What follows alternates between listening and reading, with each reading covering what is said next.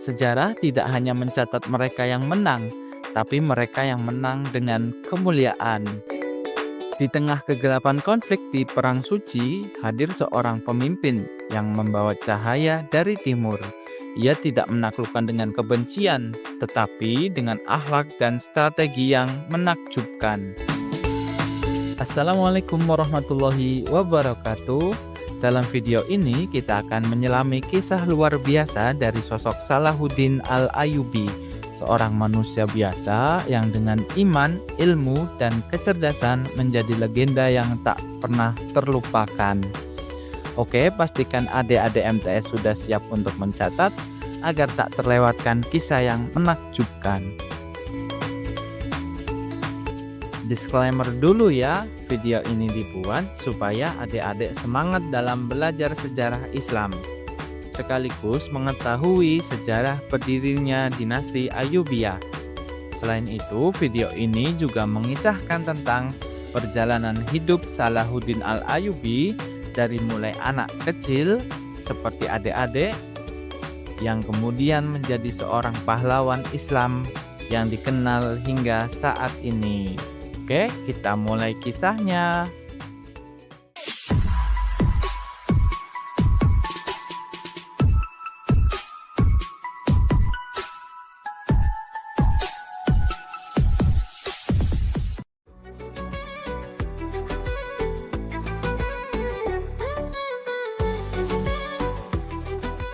Di tepi sungai Tigris, di sebuah kastil di Tikrit, Irak, lahirlah seorang anak laki-laki yang gagah dari suku Kurdi bernama Salahuddin Yusuf bin Ayyub, atau lebih dikenal sebagai Salahuddin Al-Ayyubi.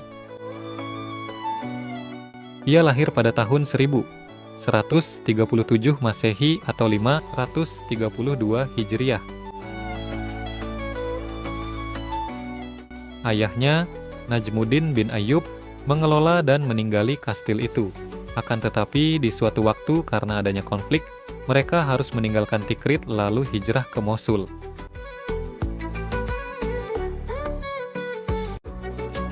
Setelah sampai di Mosul, keluarga Salahuddin bertemu dengan Nuruddin Zanki, seorang gubernur dari Suriah.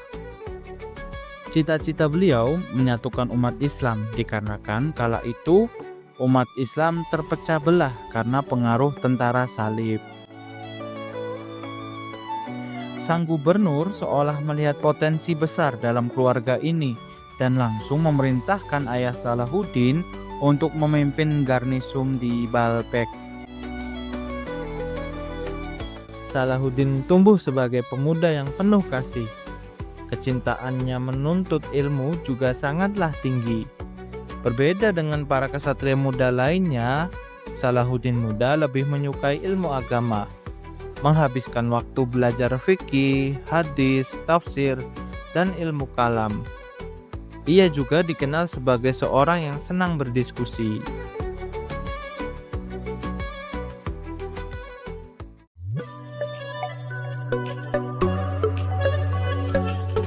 Setelah berhasil menjadi panglima di bawah komando pamannya, Salahuddin dibawa dan menghadap Nuruddin Zanki, sang gubernur. Dari pertemuan itulah nama Salahuddin mulai dikenal. Ia kerap tampil di tengah masyarakat, menunjukkan keteguhan hati dan kecerdasan yang dimilikinya.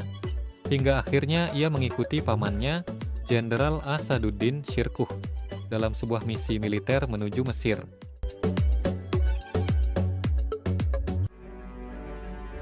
Setibanya di Mesir, Salahuddin muda harus menyelesaikan tugas yang diembannya, menghadapi pengkhianat bernama Syawar yang telah bersekutu dengan Amauri, pemimpin pasukan salib.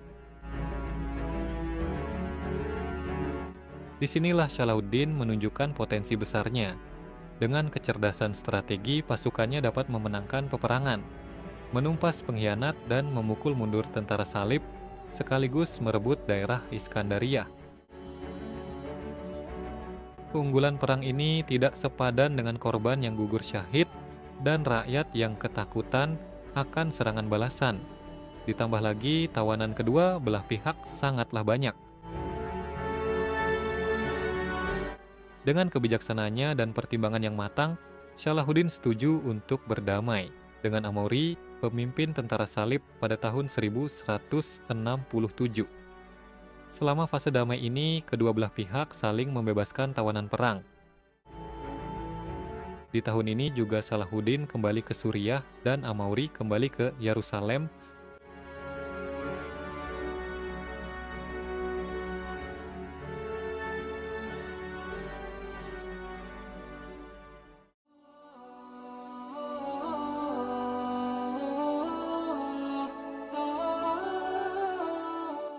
Sayangnya, perdamaian ini tidak bertahan lama. Di tahun 1169, 2 tahun setelah perjanjian, Amauri mengingkari perjanjiannya. Kini dia kembali ke Mesir dengan pasukan yang lebih banyak, dibantu dengan Bizantium, dengan tujuan untuk menghancurkan kekhalifahan Fatimiyah kala itu.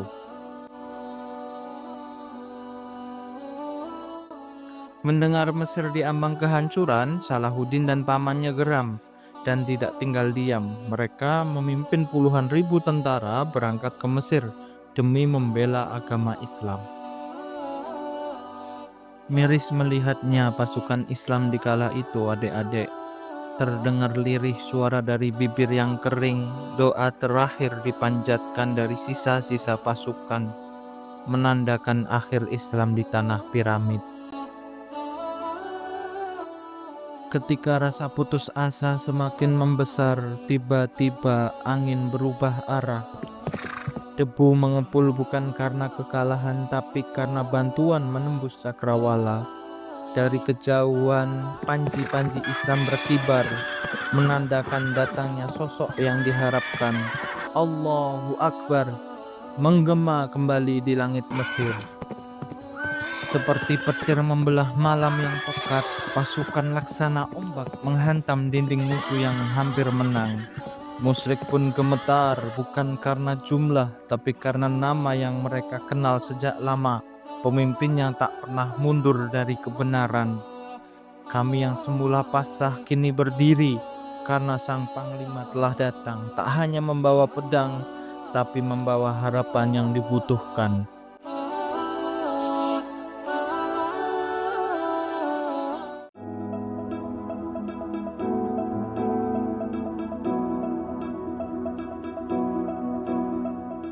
Salahuddin Al-Ayyubi dan pamannya Asaduddin Syirkuh berjasa besar dalam mengusir tentara salib di Mesir.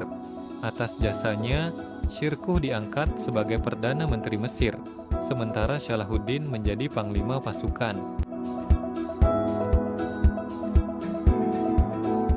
Akan tetapi Allah berkehendak lain. 2 bulan setelah menjabat, Syirkuh jatuh sakit dan wafat pada tahun 1169 Masehi. Setelah wafat pamannya, Khalifah Al-Adid menunjuk Salahuddin sebagai Perdana Menteri.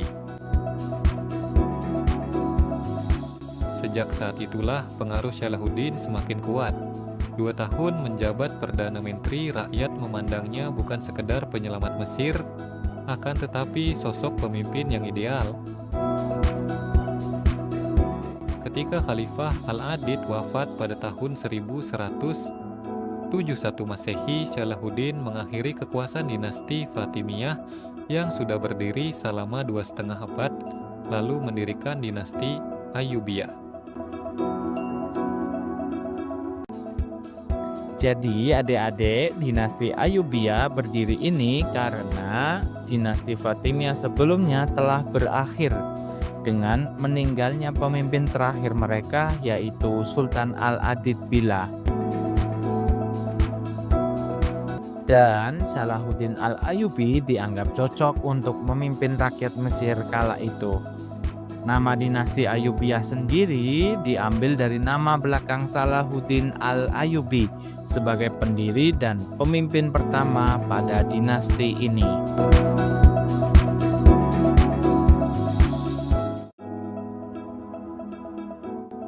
Salahuddin merupakan sosok pemimpin yang dikenal karena sifat yang rendah hati, penyayang, dan tidak rakus kekuasaan. Ia tidak memandang perang sebagai sarana penaklukan, melainkan sebagai bentuk pembelaan terhadap kebenaran dan kehormatan Islam.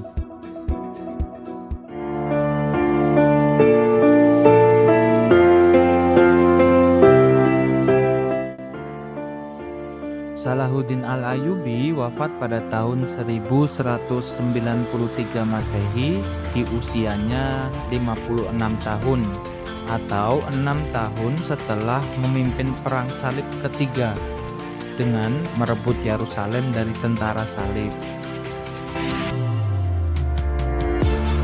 Dinasti Ayyubiyah yang didirikannya berdiri sejak tahun 1171 Masehi hingga 1260 Masehi.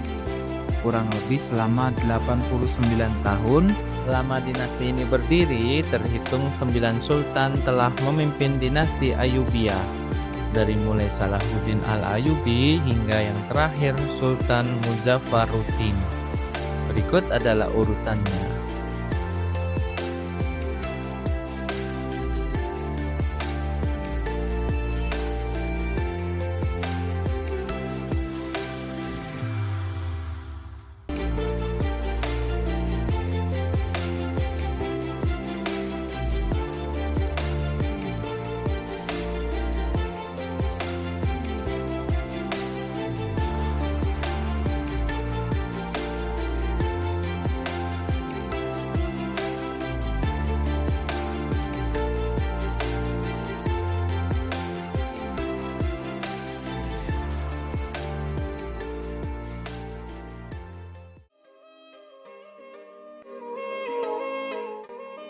Kini berabad-abad kemudian telah berlalu. Nama Salahuddin Al-Ayyubi tetap harum. Ia dikenang oleh umat Islam dan bahkan dihormati oleh para orientalis barat.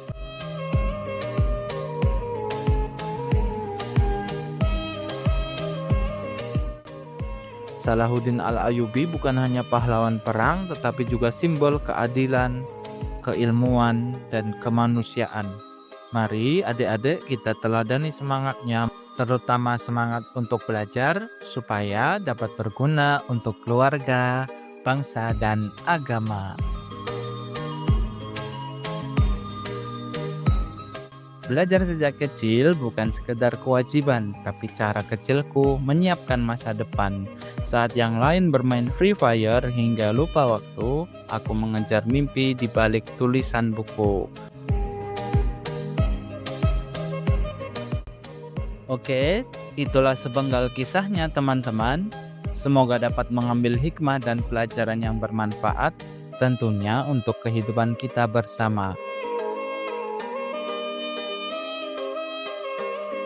See you next time di kisah-kisah selanjutnya. Bye-bye. Assalamualaikum warahmatullahi wabarakatuh.